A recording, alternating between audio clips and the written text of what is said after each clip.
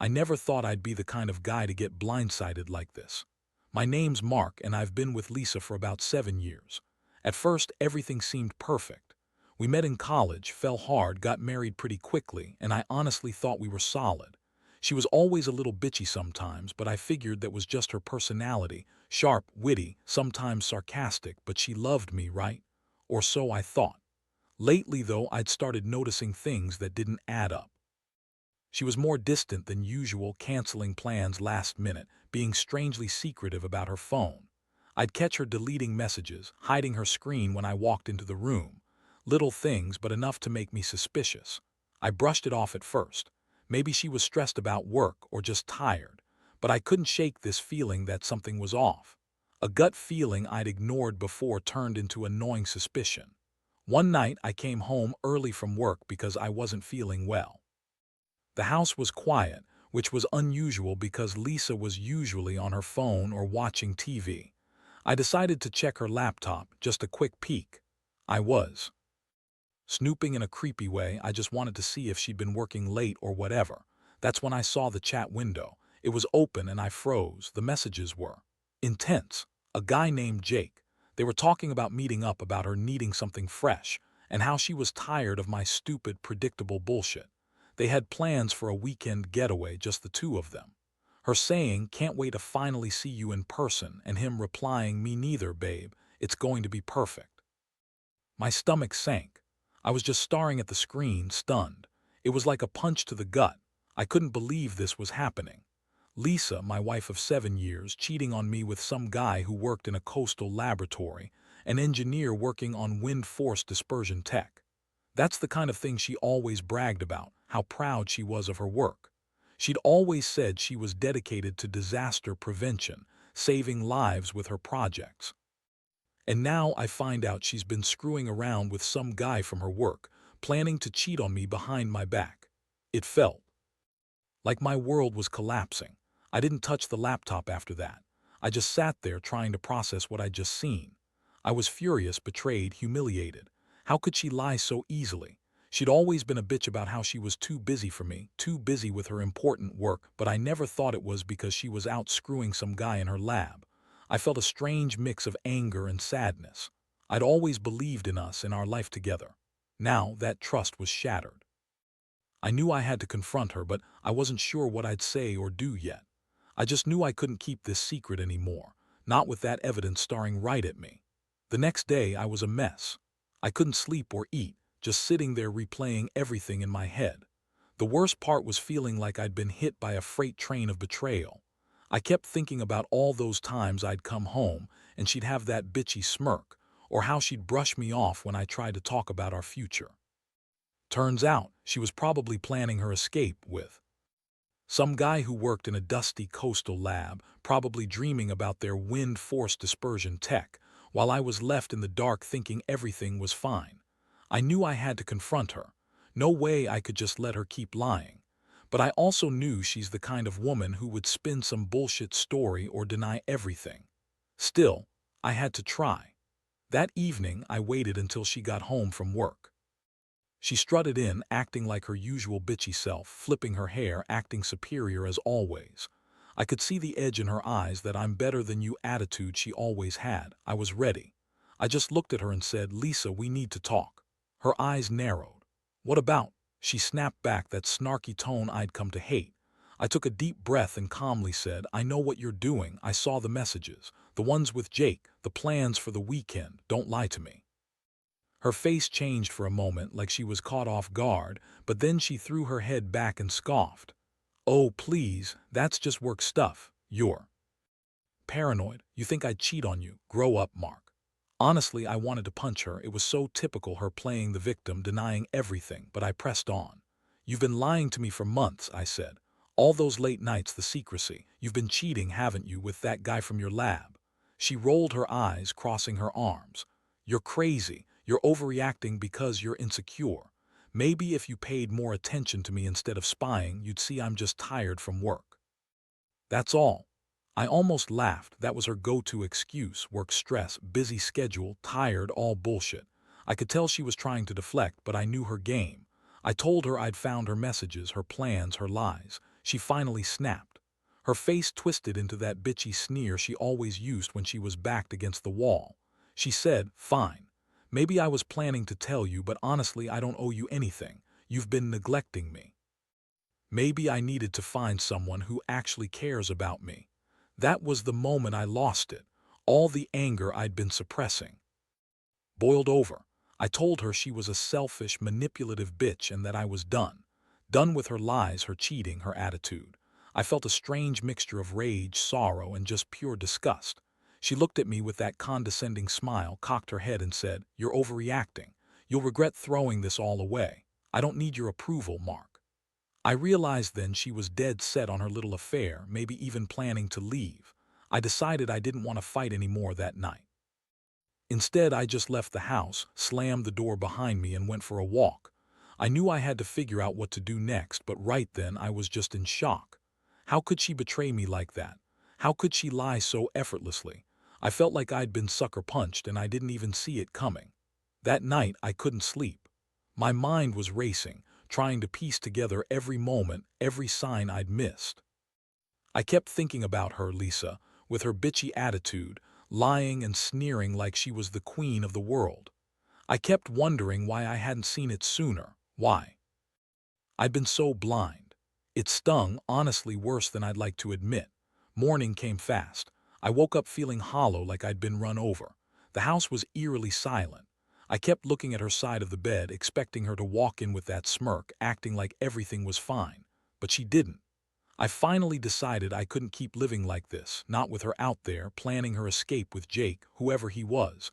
I needed a plan, something to even the score, to make her feel what I was feeling.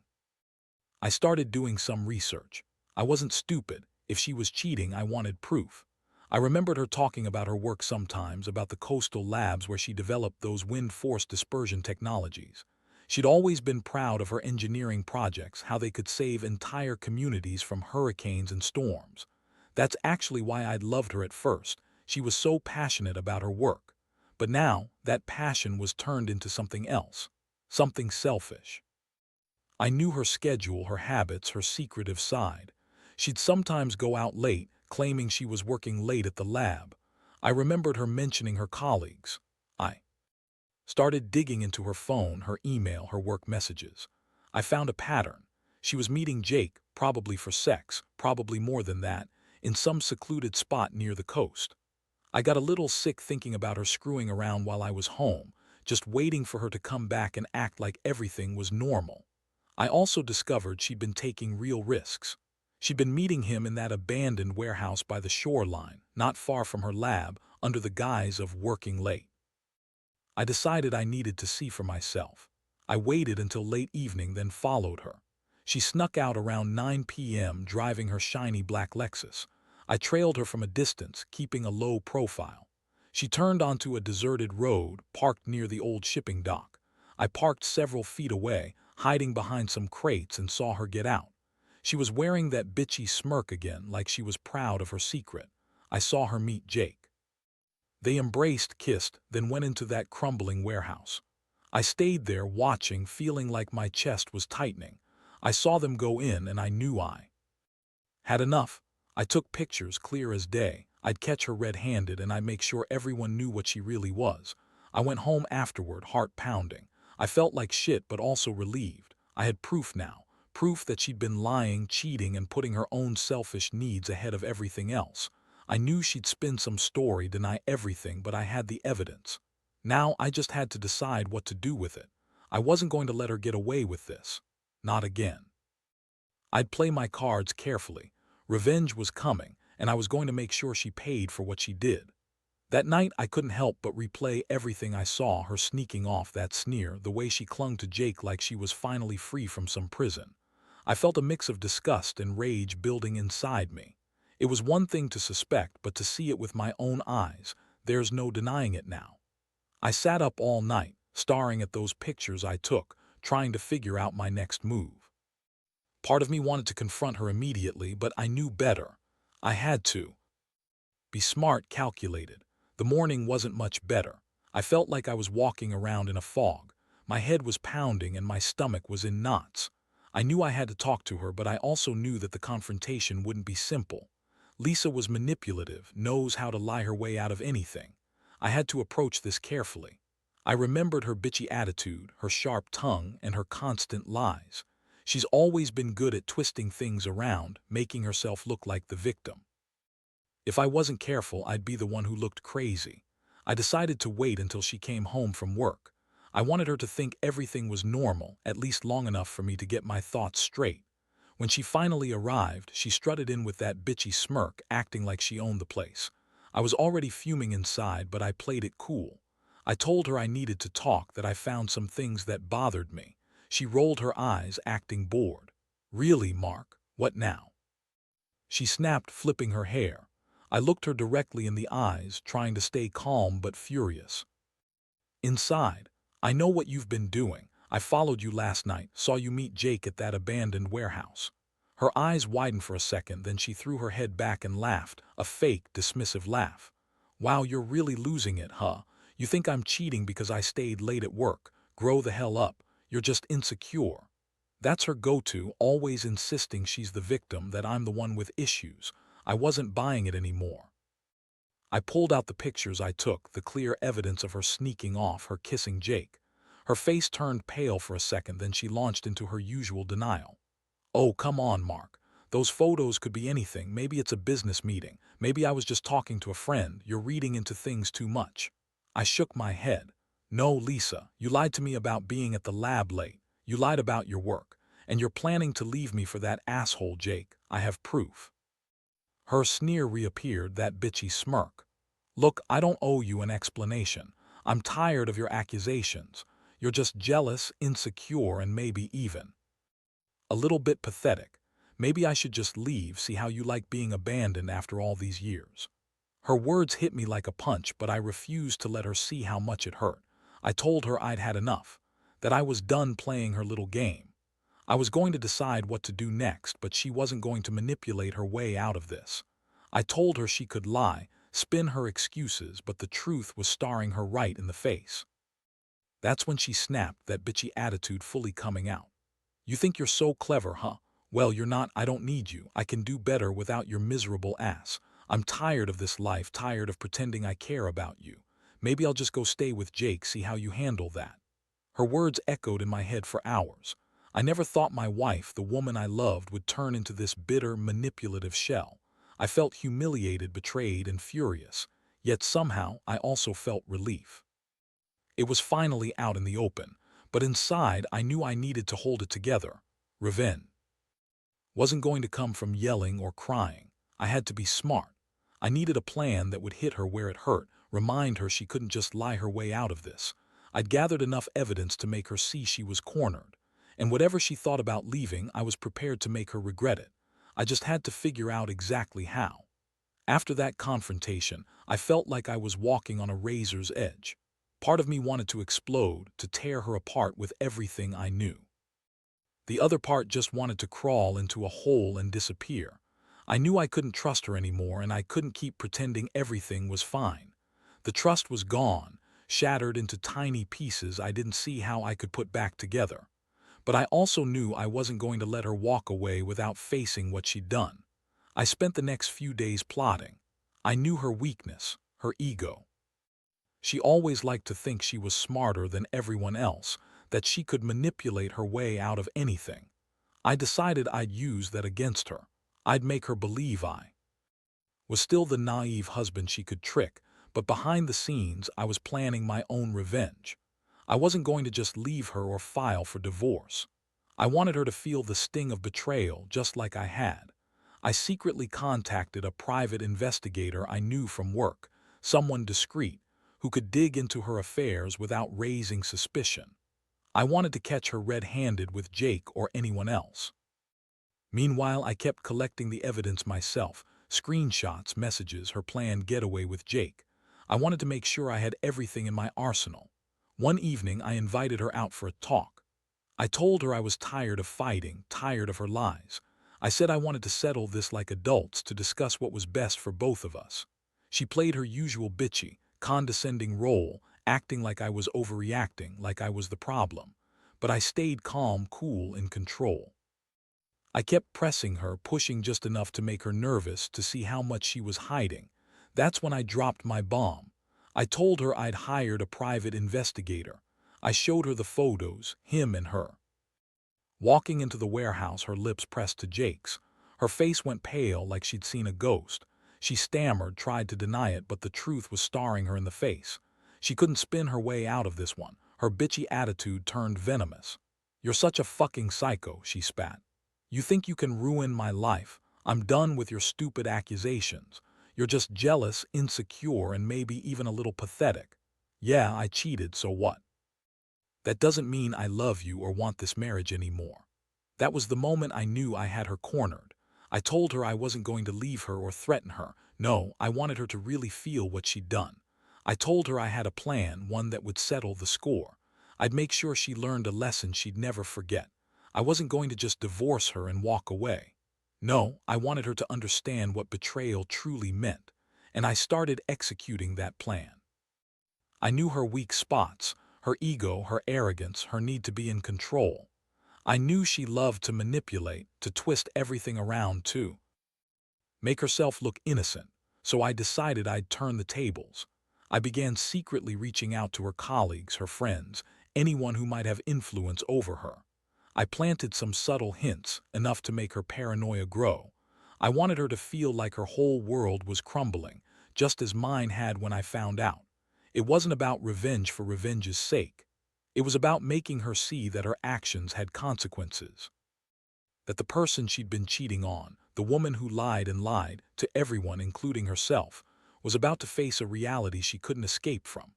I was ready to see her suffer just a little, to remind her that the truth always comes out. And when that day came, I knew I'd finally have the last word. The days that followed were a whirlwind. I stayed quiet, letting her stew in her own lies, her paranoia growing with each passing hour. I kept up my act of calm, but inside I was seething. Every time she looked at me with that bitchy smirk, I felt a surge of satisfaction. She was finally seeing what her betrayal had unleashed. I had arranged for the private investigator to deliver the final blow, a last piece of evidence that would leave her no room to deny the truth. That evening, I sat her down in the living room. Her usual snarky attitude was replaced with nervousness, her eyes darting around like she was expecting the walls to close in. I pulled out the envelope, the last of the evidence, photos, texts, emails, everything I'd gathered over the past week. I watched her face drain of color as she realized there was no escape. "You lied," I said simply. "You cheated with Jake. You planned to leave me while pretending everything was fine. I've seen the messages, the photos. You thought you could manipulate your way out of this, but you can't. You're not just a lying bitch, you're a coward. And I want you to know I'm done." She tried to deny it all, of course. She threw her usual tantrum, calling me crazy, claiming I was stalking her, accusing me of trying to destroy her reputation. But her words were hollow, empty. The evidence was irrefutable. I told her I wasn't interested in playing her game anymore, that I'd had enough of her lies, her manipulations, her betrayal. I told her to pack her bags, to leave and never come back, that I'd file for divorce and she'd be better off losing whatever little bit of respect she still thought she had. I saw tears welling up in her eyes, probably the only moment she'd ever feel truly powerless, knowing she was caught. She begged, she cursed, she tried to twist things again, but I wasn't listening anymore. As she stormed out, slamming the door behind her, I felt a strange sense of relief mixed with heartbreak. I knew I'd lost her, but I'd regained my dignity. I learned that some betrayals cut so deep, there's no fixing them. That not everyone is worth fighting for, especially when they've turned into someone so unrecognizable. In the aftermath, I started focusing on myself, healing, rebuilding. The pain will always stay a little, but I refuse to let it consume me. I'm wiser now, more cautious about who I trust. And I realize that sometimes the greatest act of strength is walking away from someone who no longer respects or values you. Looking back, I see that I was naive to believe in forever, but I also see that I survived. And I'll be okay. What I learned is that betrayal leaves scars, but it also teaches you what you're truly made of. And I'm glad I found out this way, because now I know what I deserve and I won't settle for anything less.